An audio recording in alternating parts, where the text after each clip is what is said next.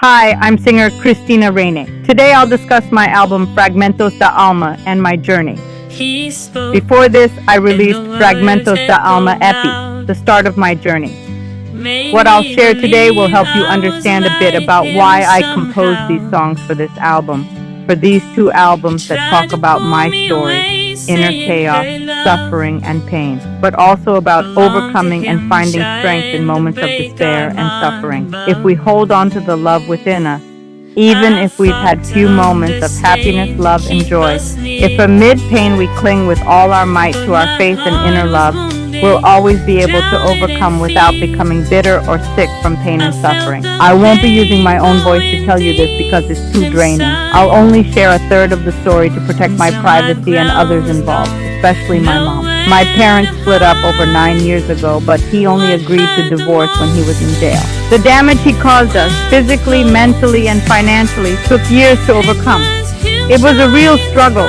Nothing can undo the chaos victims endure from such people. My father never managed to hold down a steady job. I grew up in an abusive environment, forcing me to mature early and learn self-defense. He's a psychopath, sociopath, and narcissist. He's a psychopath, and narcissist. He knew how to handle him, even jailing him when needed, as he bragged cops would regret it, because his mother was a doctor. When contacted, she ordered them to keep him jailed to teach him a lesson. For years, sharing her name and personality made him associate me with her. At a certain age, I faced him, never letting his threats or abuse intimidate me. Like my grandmother, I always stood up to him. This deeply angered him, but also set a limit he couldn't cross. To some extent, but as a little girl, I'd fearfully run to defend my mom, helpless and getting beaten together. Over time, my mom became paralyzed by fear, begging and crying for him to stop. He came from a loving family and wasn't prepared for this situation, far from everyone in a foreign country. He was arrested here recently, years ago. He was jailed in Brazil for the crime he committed there.